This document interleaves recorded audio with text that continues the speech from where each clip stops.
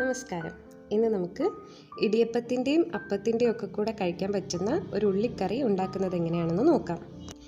ഇതിലേക്കായി 2 സവാള, 1 പച്ചമുളക്, 3 വെളുത്തുള്ളി, 1 പീസ് ഇഞ്ചി, കടുക് വറുക്കുന്നതിനായി 1 തണ്ട് കറിവേപ്പിലയും 2 വറ്റൽമുളകും.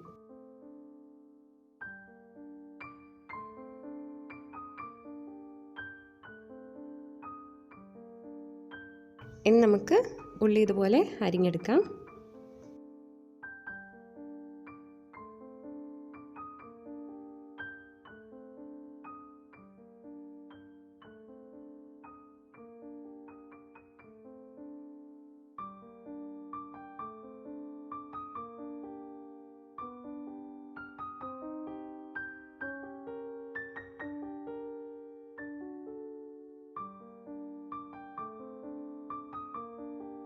ഇനി ഇഞ്ചിയും വെളുത്തുള്ളിയും ചെറുതായി അരിഞ്ഞെടുക്കാം, ഇല്ലെങ്കിൽ ഇതിനെ ചതച്ചെടുത്താലും മതിയാവും.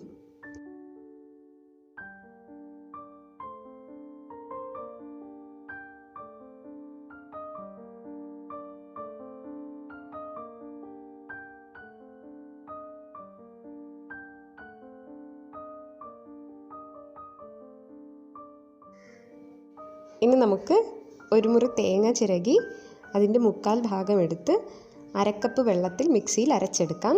അതിനുശേഷം ആ തേങ്ങയെ അരിച്ച് അതിൻ്റെ പാലെടുക്കാം.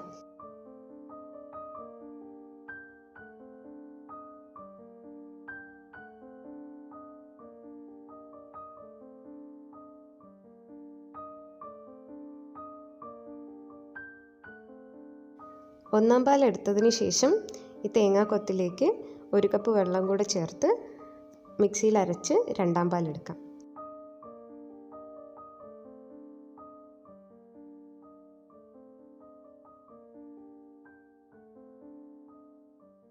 തേങ്ങാപ്പാൽ എടുത്ത് വെച്ചതിന് ശേഷം മാത്രമേ കറി ഉണ്ടാക്കാൻ തുടങ്ങാൻ പാടുള്ളൂ, ഇല്ലെങ്കിൽ ഉള്ളി കരിഞ്ഞു പോകും. 1ാം പാലും 2ാം പാലും എടുത്തിട്ടുണ്ട്. ഇനി ഒരു കടായി അടുപ്പത്ത് വയ്ക്കാം. അതിലേക്ക് ഒരു 2 ടേബിൾ സ്പൂൺ കുക്കിംഗ് ഓയിൽ ഒഴിക്കാം. നമ്മളിവിടെ വെളിച്ചെണ്ണയാണ് എടുത്തിരിക്കുന്നത്. എണ്ണ ചൂടായതിന് ശേഷം കടുക് പൊട്ടിക്കാം. ഇനി ഇതിലേക്ക് അരിഞ്ഞു വെച്ചിരിക്കുന്ന ഇഞ്ചിയും വെളുത്തുള്ളിയും ചേർക്കാം. ഇഞ്ചിയും വെളുത്തുള്ളിയും ഒന്ന് ചുവന്ന് വന്നിട്ടുണ്ട്. ഇനി ഇതിലേക്ക് വറ്റൽമുളകും കറിവേപ്പിലയും കൂടെ ചേർക്കാം. ഇനി ഇതിലേക്ക് അരിഞ്ഞു വെച്ചിരിക്കുന്ന സവാളയും പച്ചമുളകും ചേർക്കാം. ഇനി ഇതിനെ നന്നായി ഒന്ന് വഴറ്റാം. സവാള ഒന്ന് ചുവന്ന് വന്നതിന് ശേഷം ലോ ഫ്ലെയിമിൽ അടച്ചു വെച്ച് കുറച്ച് സമയം വേവിക്കാം.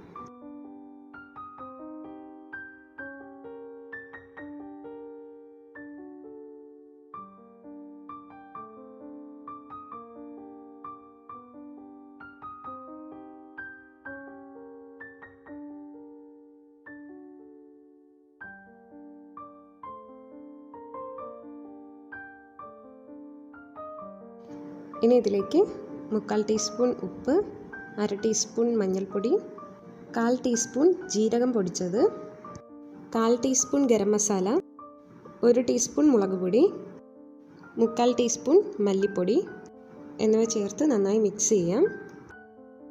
എരിവ് കൂടുതൽ വേണം എന്നുള്ളവർക്ക് ആവശ്യത്തിന് മുളക് പൊടി ചേർത്ത് കൊടുക്കാവുന്നതാണ്. നന്നായി വഴറ്റിയതിന് ശേഷം ഒരു 2 മിനിറ്റ് അടച്ചു വെച്ച് ലോ ഫ്ലെയിമിൽ വേവിക്കാം.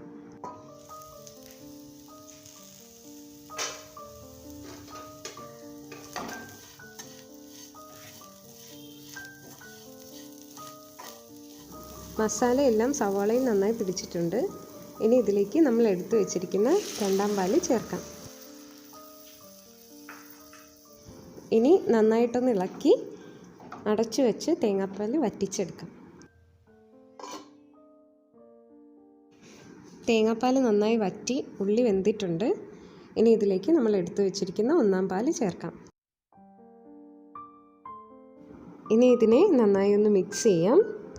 ആവശ്യത്തിന് ഉപ്പുണ്ടോ എന്ന് നോക്കാം. ആവശ്യമെങ്കിൽ കുറച്ച് ഉപ്പ് കൂടെ ചേർത്ത് കൊടുക്കാം. ഇനി ഇതിൻ്റെ അരികു ചെറുതായി ഒന്ന് തിളച്ച് തുടങ്ങുമ്പോൾ തീ ഓഫ് ചെയ്ത് വാങ്ങാം. മുട്ട കൂടെ ചേർത്ത് കഴിക്കാൻ ഇഷ്ടമുള്ളവർക്ക് ഇതിലേക്ക് പുഴുങ്ങിയ മുട്ട തോട് കളഞ്ഞ് ചേർത്ത് ഉപയോഗിക്കാവുന്നതാണ്. നമ്മുടെ ഉള്ളിക്കറി റെഡി ആയിട്ടുണ്ട്. വളരെ ടേസ്റ്റി ആയിട്ടുള്ളൊരു കറിയാണ്. എല്ലാവരും ട്രൈ ചെയ്ത് നോക്കുക.